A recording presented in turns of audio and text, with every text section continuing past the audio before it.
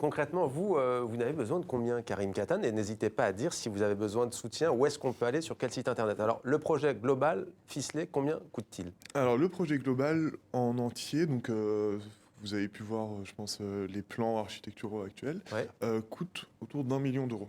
ouais. Donc, on peut évidemment le Kiss Kiss Manquement qui était une manière de lancer, de donner une certaine confiance et surtout de nous donner une certaine visibilité. Mhm. Maintenant, nous, on va passer donc à l'autre, à la suite. Donc, on Mhm. va demander des subventions, on va demander des. C'est ça, l'un n'exclut pas l'autre, en fait. Vous pouvez Non. très bien demander à des États, des gouvernements, à des organisations de vous financer Oui, aussi. absolument. C'est ce qu'on va faire. Mhm. C'est ce qu'on fait en ce moment. Et oui, et les particuliers peuvent aussi nous aider en allant sur notre Ouais. site web. En fait, il y a une manière, voilà, Ouais. de donner aussi de l'argent en tant qu'individu. Alors au-delà bien entendu du projet, de sa finalisation, c'est tout ce qu'on vous souhaite, mais vous essayez aussi de créer toute une émulation. On va regarder un extrait, c'était lors de la soirée de lancement de votre projet justement.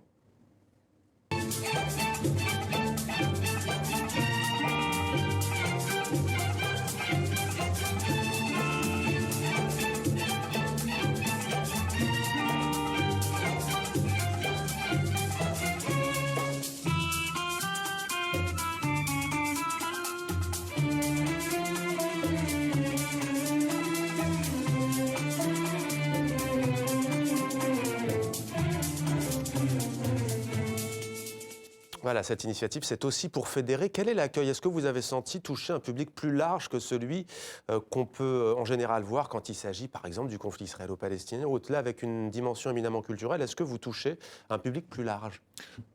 Oui, absolument. Pendant notre soirée de lancement, par exemple, qui a du coup en fait aussi été le moment où on a lancé le crowdfunding.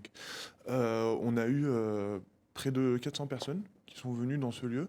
Et le fait d'être à Paris et d'être accueillis dans un... Donc on a été accueillis dans une galerie souterraine où on a exposé des œuvres et projeté des films. Ça a aussi permis, voilà, d'attirer les gens qui ne vont pas forcément aux événements culturels Hmm. qui concernent le monde arabe en France. Parce qu'au final, ça ne nous intéresse pas forcément.